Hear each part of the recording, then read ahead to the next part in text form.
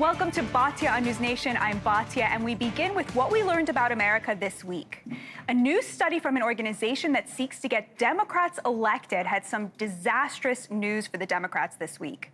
Based on surveys of over 500,000 voters over the last 6 months, the study found that 70% of voters say that the Democratic Party is out of touch with average Americans.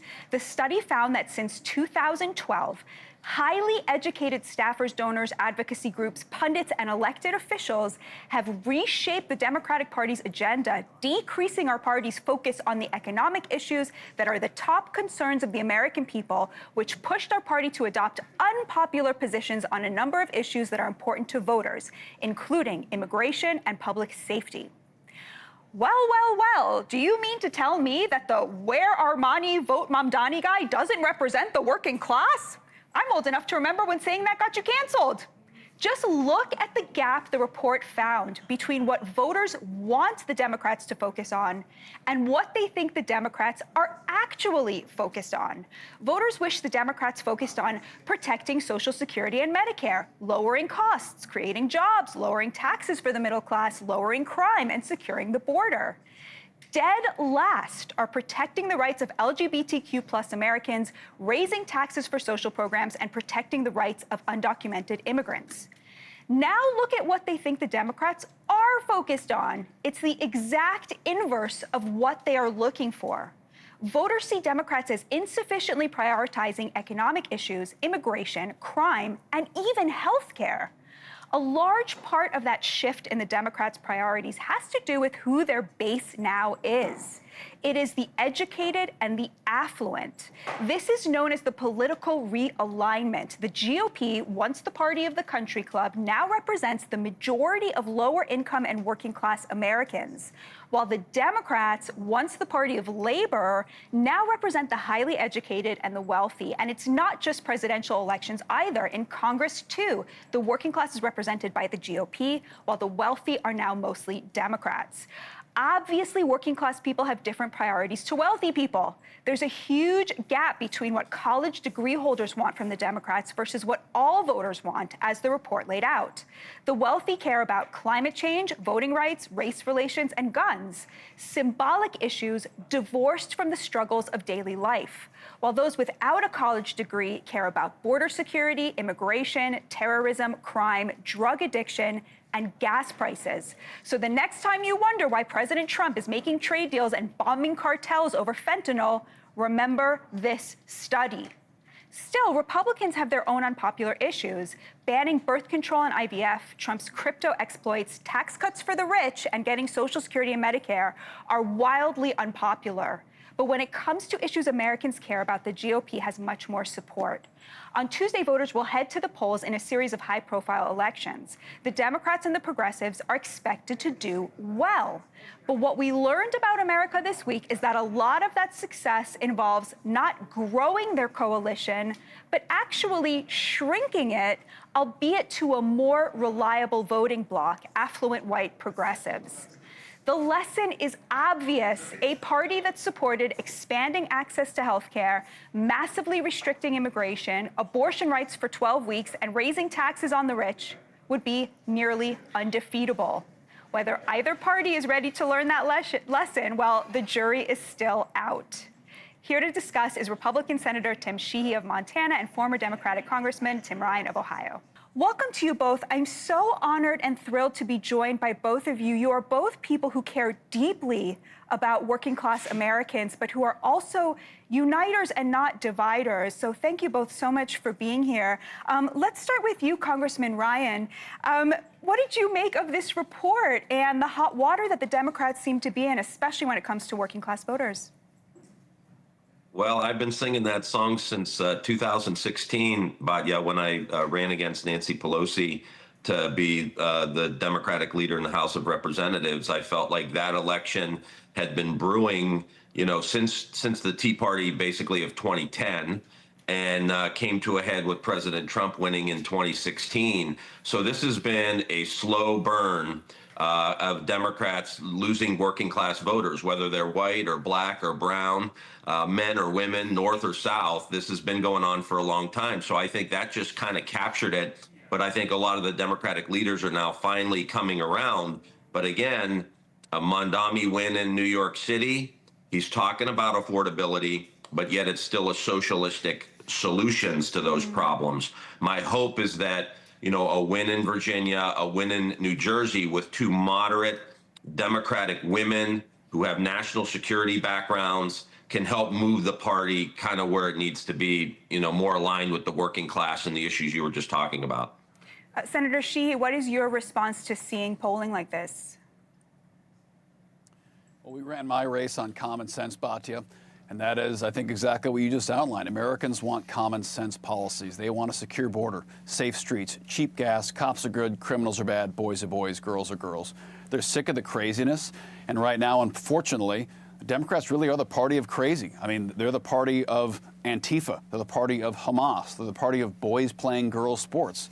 I mean, I was up till 2 a.m. tonight on the Senate floor listening to them to read poetry to keep the government open while everyone had to stay up all night to keep the Capitol open, our pages, our parliamentarians, our clerks, without pay because they've shut the government down to listen to poetry reading all night. So I think they've lost contact with the common everyday Americans, which is why they lost last year. And they're going to have to really do some internal reflection to figure out how they're going to get back to being the party of working class Americans. It's going to be a tough journey for them.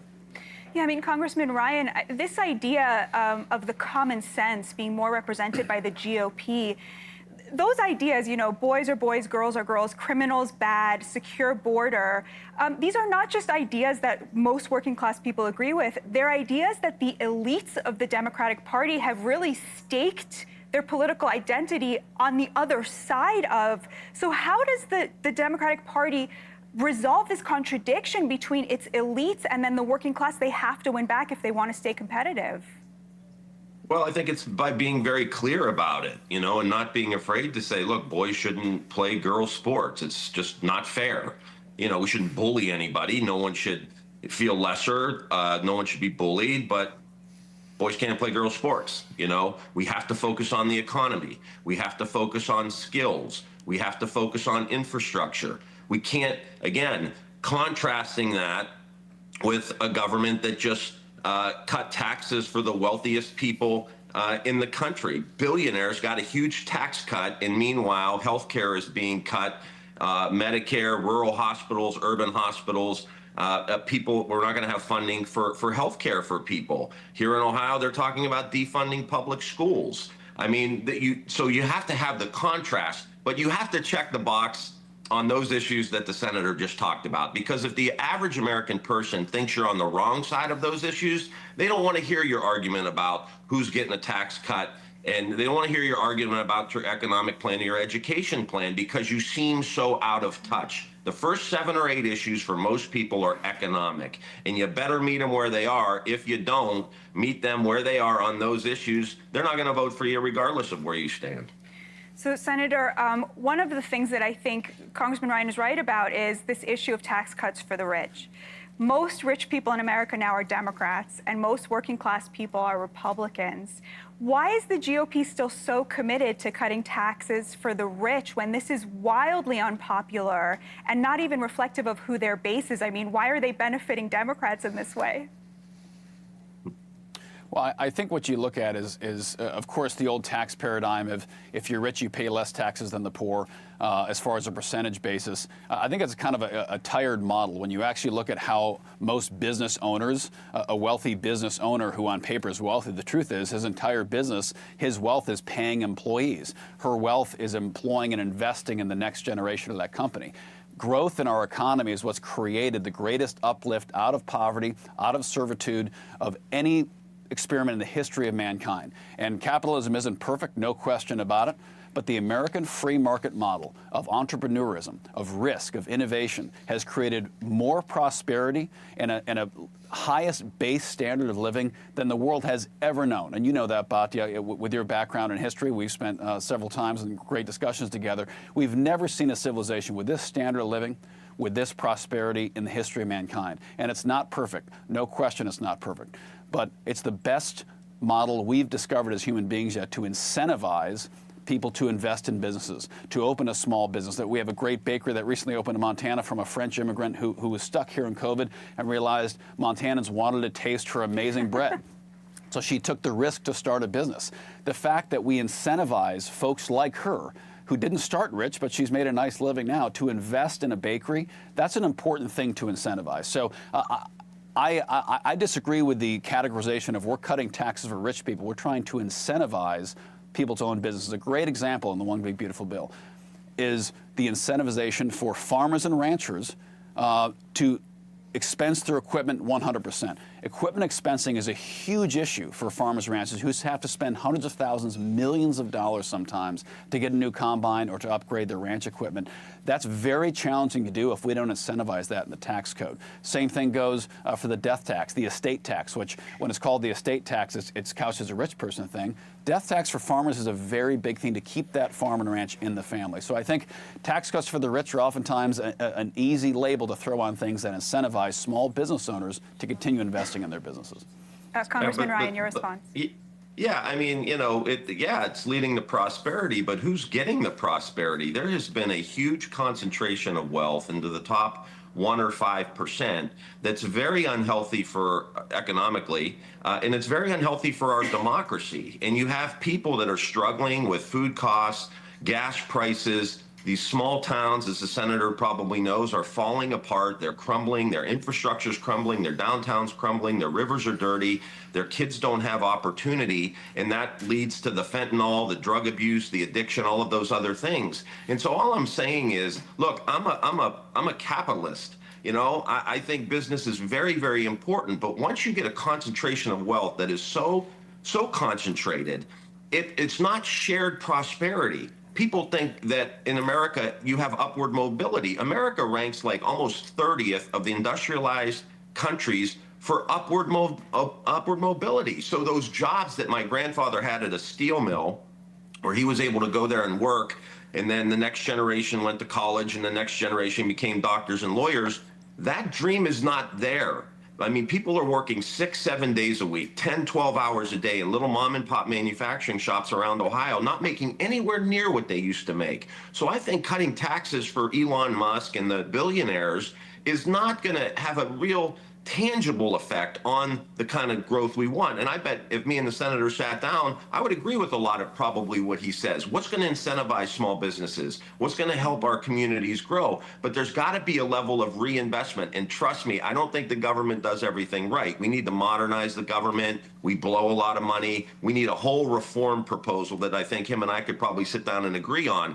But the idea that in this, with these debt and deficit rates that we have, trillions and trillions of dollars, to say we're not going to pay down the debt, we're going to give tax cuts to billionaires, I think is very irresponsible. I think it's bad economics, and I think there's a moral component to it as well. Senator, I wanted to ask you about something I think you guys will also maybe even agree on. There's a coming bigger looming problem even after the shutdown ends for the GOP around this question of health care. The GOP has long wanted to get rid of Obamacare.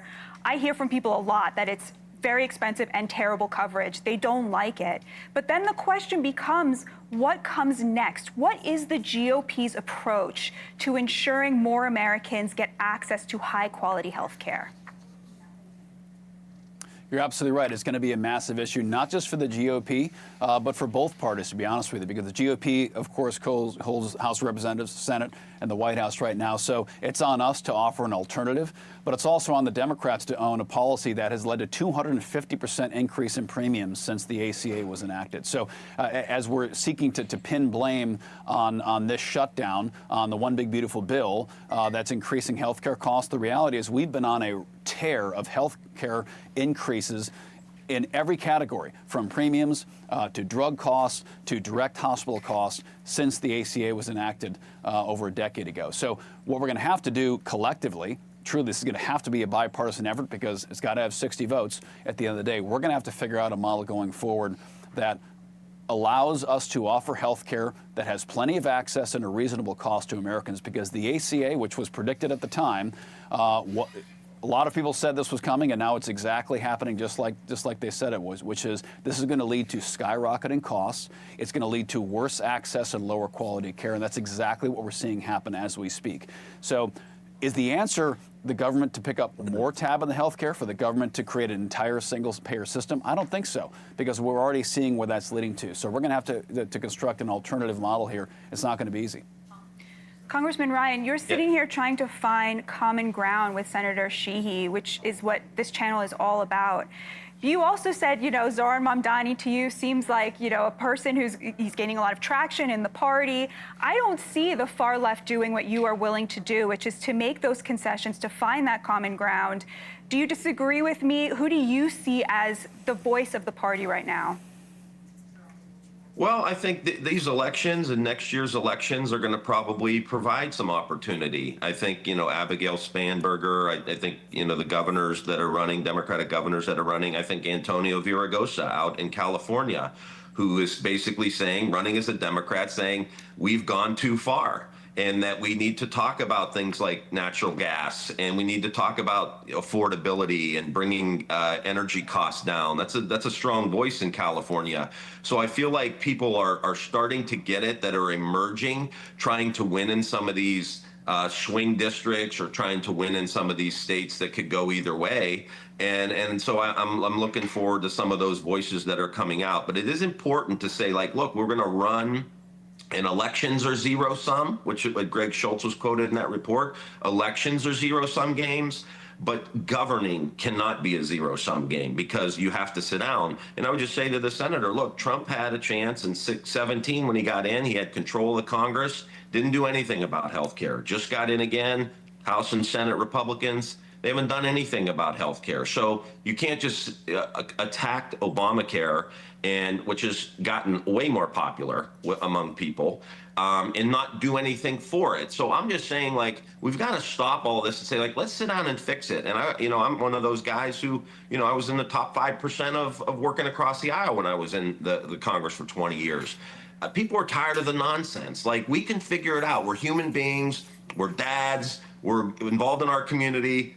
We got common sense. Set all the nonsense aside, and let's start solving some problems. Maybe that'll be a free market solution. Maybe you'll need some government intervention to do certain things. But there's a sweet spot in the middle that I think we've forgotten about.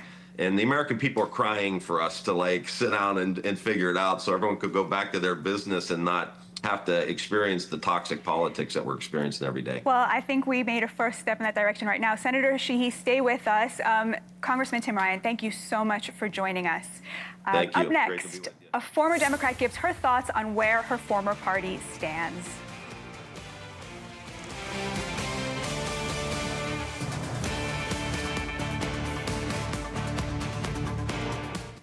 The blame for this lies 100% with the senators sitting over there on the Democrat Party. They are the ones who have locked arms and decided over and over and over and over, 14 times now, to vote against these services being provided. Senate Democrats and Republicans sparring over the government shutdown as the implications of the impasse have been felt far and wide. With us now is former Democratic campaign operative Evan Barker. Evan, thank you so much for joining us. Thank you, Batya. It's great to be here. It's so great to have you. So you raised $50 million for the Democrats and then abandoned them in a blaze of glory in your disgust basically at the Harris campaign. Your family is truly representative of the kinds of folks that both parties are fighting over right now, the kinds of people who decide elections, working class Midwesterners who were Union Democrats for generations and now are MAGA Republicans. Explain to us where you're at right now and how the shutdown affected you in terms of how you see yourself politically. Absolutely. So I did leave the Democrats officially after the DNC in 2024, following the coronation of Kamala Harris. I was disgusted by the Democratic Party not acting very democratically. But truth be told, I became disillusioned before the DNC for many of the reasons that were just outlined in this report, actually deciding to win. And I felt like they had gone too far to the left on cultural issues, and they weren't focusing enough on economics. In fact, during the election, one of the things that drove my own own mother, who had voted Democrat her entire life and now supports Donald Trump, is that she felt like Kamala Harris and the Democratic Party was completely ignoring the economy and gaslighting her about how bad it was. And turns out she was vindicated, right? So, now that we are about almost a year into Donald Trump's first term, I maintain my status as an independent. I did decide to vote for him, but I'm going to be honest with you. There have been several aspects of this administration that have disappointed me, and most of those include cuts to social programs, programs like Medicaid. We just saw $1 trillion cut for Medicaid. And now, we've got a situation where the Democrats are trying to get funding put back into the Medicaid program and also not let these Obamacare subsidies expire. And instead of actually engaging them and negotiating them, I really see the Republicans using illegal immigrants getting benefits as a wedge issue to keep from having that conversation. And I think that they're making a mistake. I don't think they realize the full political reality of their party. Well, do you think that this is going to lead to a mass exodus of people like your mom who, flipped for Donald Trump when we look forward to 2028? It's entirely possible. My family still personally loves Donald Trump. They think he's hilarious, and they adore him, actually. But they are disappointed. They don't feel like a lot of the things that they saw in the big, beautiful bill, beyond the border security and the increased funding for immigration, which they were very happy with, they didn't see a lot of things that directly helped them. And so, and I've got cousins on Medicaid. My grandmother, who voted for Trump, her grandson is on Medicaid in Missouri, and he's disabled. And so, we're worried about him and access to hospitals. And, he lives in a rural part of Missouri. So I think with Donald Trump not being on the ballot in 2028, yes, this could absolutely affect them. And for the life of me, I just don't understand why they couldn't have just stuck to the bread and butter issues of getting the economy up and running, extending those tax cuts just to the middle class. They didn't need to do it for the wealthy. As you saw in that polling, that's not really that popular with Republicans or Democrats, especially working class people.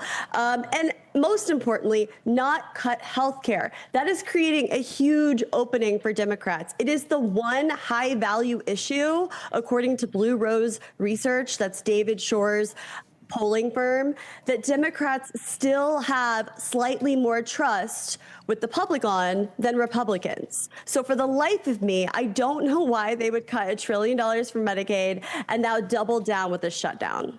Yeah, it seems almost like the Republicans are operating on muscle memory, to where they think that their base is still the rich, and they don't realize that most rich people now are Democrats, and most struggling working class people who rely on Medicaid despite working are their own voters.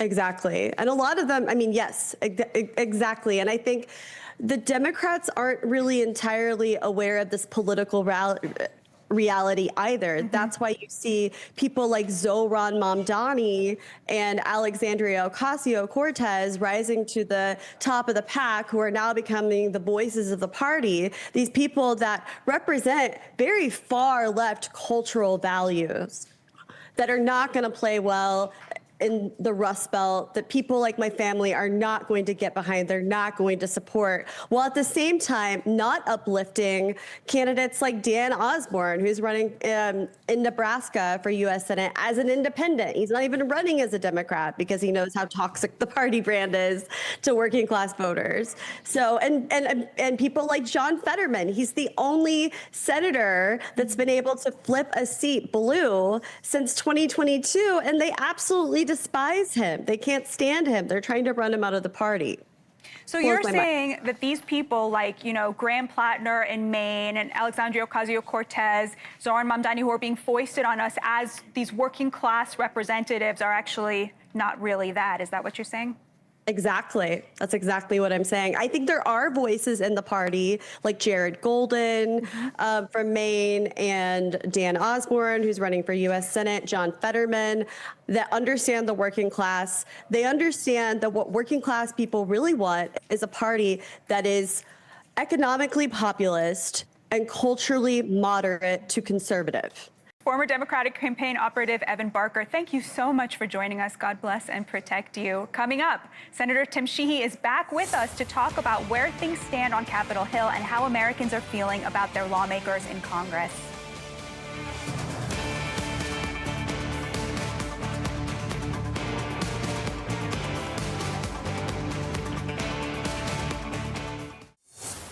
I do have $80, and it is the end of the month. I'm supposed to go get some lunch meat, some bread, some beans and rice, you know, some potatoes, some ground beef. You know, we have to really make it stretch right now. People depend on the SNAP to take care of their families and things like that. It is terrifying. I'm scared that he's not going to be able to get what he needs, the nutrient he needs. He's a growing baby.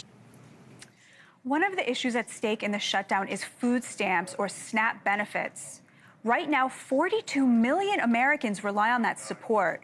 That is 1 in 8 Americans. Back with us is Republican Senator Tim Sheehy of Montana.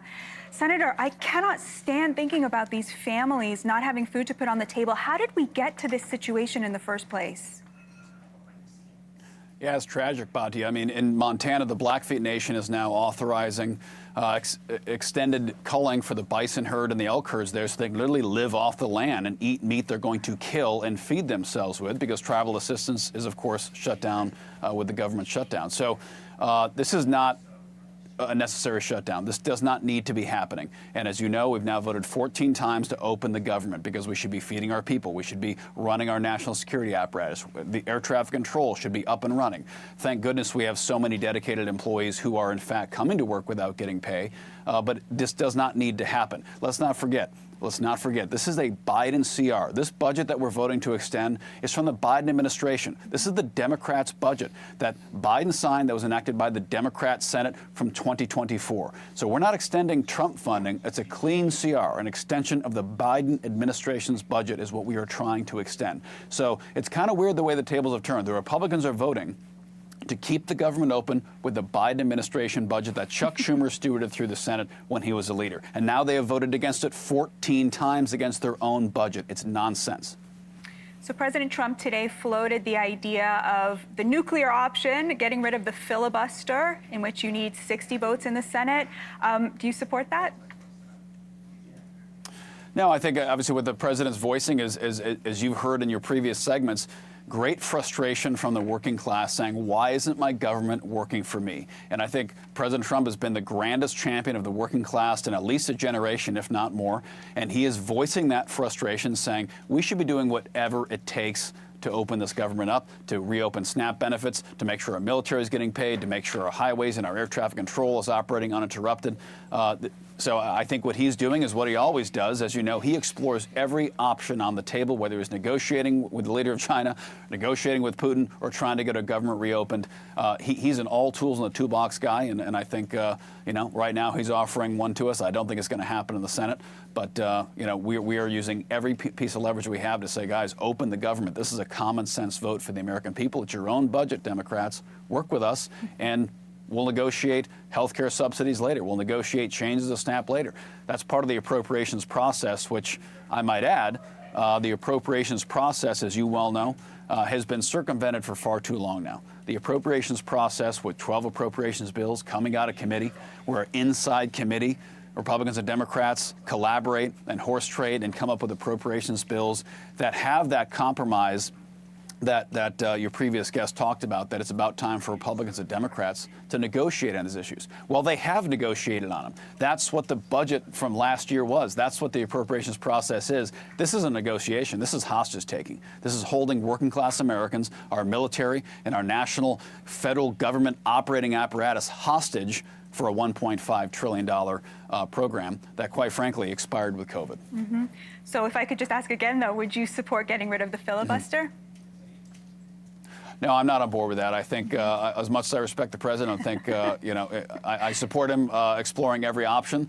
The reality is our framers are pretty wise in building this body as a body that requires the kind of collaboration we just spoke about, which is we need to come together. The Senate forces that with that 60-vote threshold, where we're forced to collaborate on matters where we can, of course, come up with solutions that cross the aisle. So you're a young senator, very much representative of the new blood in the GOP. What would you say it means to be a Republican in 2025? The president won with such a coalition that did not represent where the Republican Party was before. So how would you answer that question? Common sense. Americans voted for common sense in 2024. And you've heard from our previous few guests as I was listening in, Americans wanted common sense back. They wanted secure borders, safe streets, cheap gas, cops are good, criminals are bad, boys are boys, girls are girls. They're tired of being told that we have to send, it's a moral obligation to send billions of dollars to other countries while our infrastructure is crumbling. They're tired of being told that they're bad people for thinking that illegal immigrants shouldn't be allowed to come to America unfettered with millions at a time. They're tired of being told that they're racist for saying, you know what, I think drug dealers should be put in jail. I think we should be blowing up drug boats before those drugs hit our shores and murder tens of thousands of Americans. And I think they're tired of being told that putting America first is somehow bad. Every other country puts their interests first. Why wouldn't we be putting our interests first, the interests of our working class? We've talked earlier in the segment about our factory workers, about those 9-to-5 jobs that you could support an entire family. Over the past 30 years, we've shipped those jobs to other countries. That's been bad for the American working class. So bringing those back, some of it's tariffs for incentivizing companies to bring those here. Some of it's tax code policies, which we also discussed, and the One Big Beautiful Bill to say, you know what, let's make it more tax advantageous for someone to start a business here in America than in China or Mexico or Canada. So those policies that can rebuild our middle-class economy are exactly what the president's focused on. And I think Americans understood that, and that's why they delivered him a victory across all of government, House, Senate, and the White House last year. Montana Senator Tim Sheehy, may God bless and protect you. Thank you so much for joining us. Thank you, Batya. Ahead, Tucker Carlson hosts another Holocaust denier. The fallout that follows next.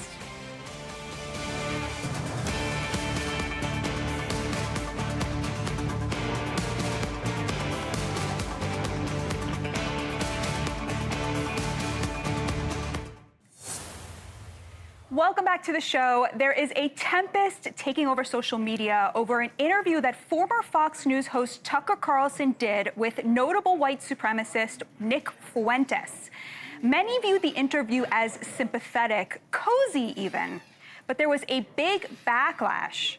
But not everybody objected to a sympathetic interview with a man who has said he loves Hitler. Kevin Roberts, president of the Heritage Foundation, one of America's leading conservative institutions, came out in support of Carlson and of giving Fuentes a hearing. In an interview posted to X, Roberts said, quote, "The American people expect us to be focusing on our political adversaries on the left, not attacking our friends on the right. I disagree with and even abhor things that Nick Fuentes says, but canceling him is not the answer either." That's Roberts. Actually, no, the American people expect you to take a principled stand against people who hate Jews, love Hitler, and think blacks are inferior. Actually, as many people pointed out, Nazis are bad. It's stunning to see Heritage embrace the left's ridiculous view that Trump won because his supporters are Nazis, or people who would really rather you didn't condemn them. Trump won because millions of people who were Democrats thought that he represented the common sense middle. And I hate to break it to you, but people like that don't vote for a side that thinks it's cancel culture to reject actual Hitler-loving racism, nor should they vote for a side like that.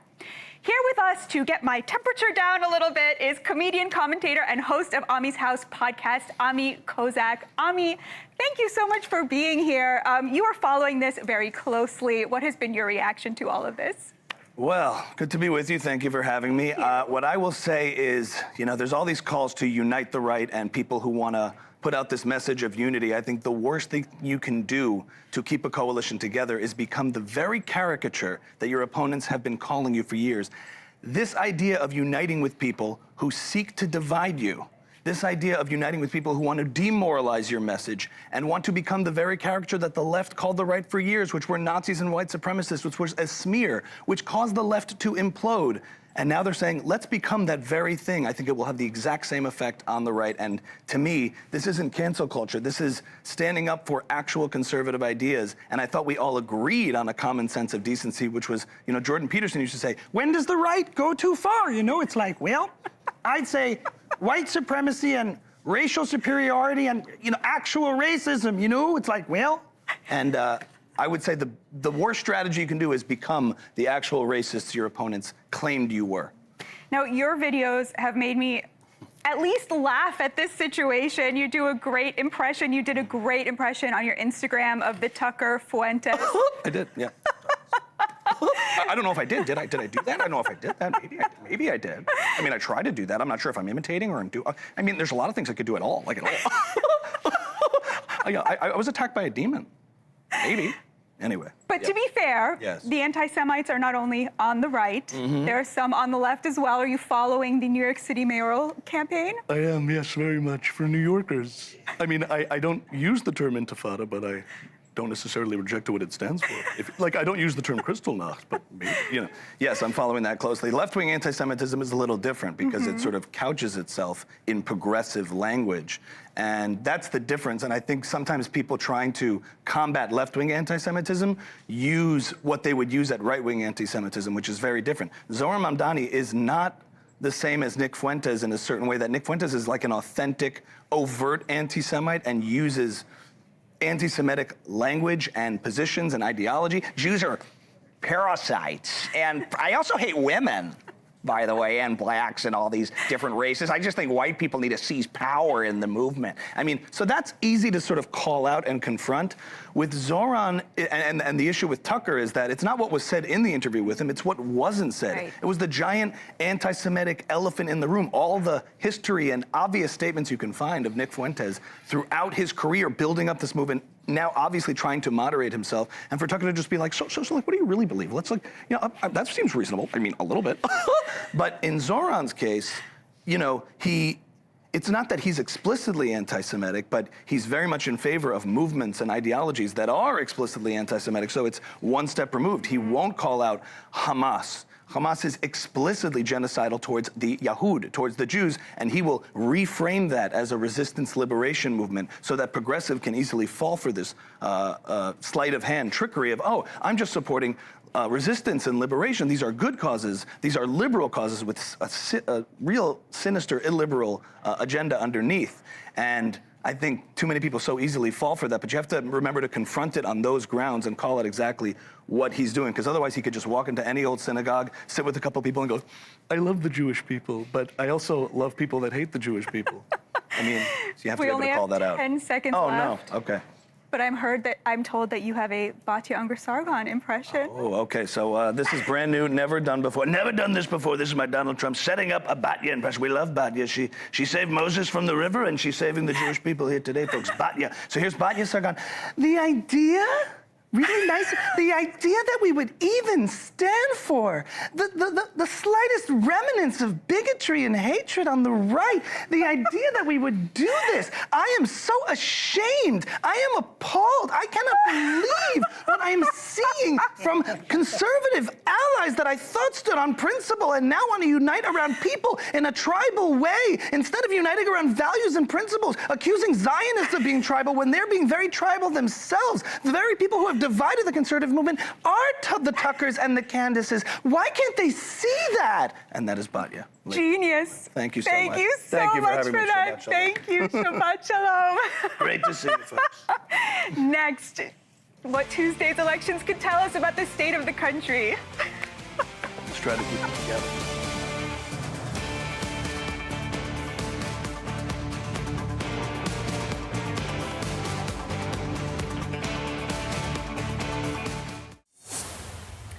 We began with what we learned about America this week, and we end with what we're looking toward next week.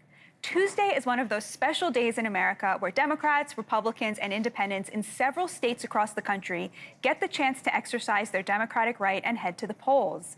The elections in states like Virginia, New Jersey, and right here in New York City could be a pivotal indicator for the Democratic Party heading into 2026.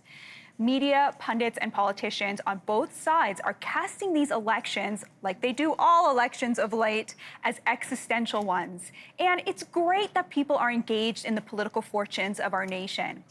But it is also important to keep in mind that more unites us than divides us as Americans. We root for the candidate we think will better serve us, but the fate of our nation rises and falls with our ability to see those we disagree with as fellow travelers, despite our significant differences. Thank you all so much for joining me today. It's been an honor to have you. May God bless and protect you and the United States of America.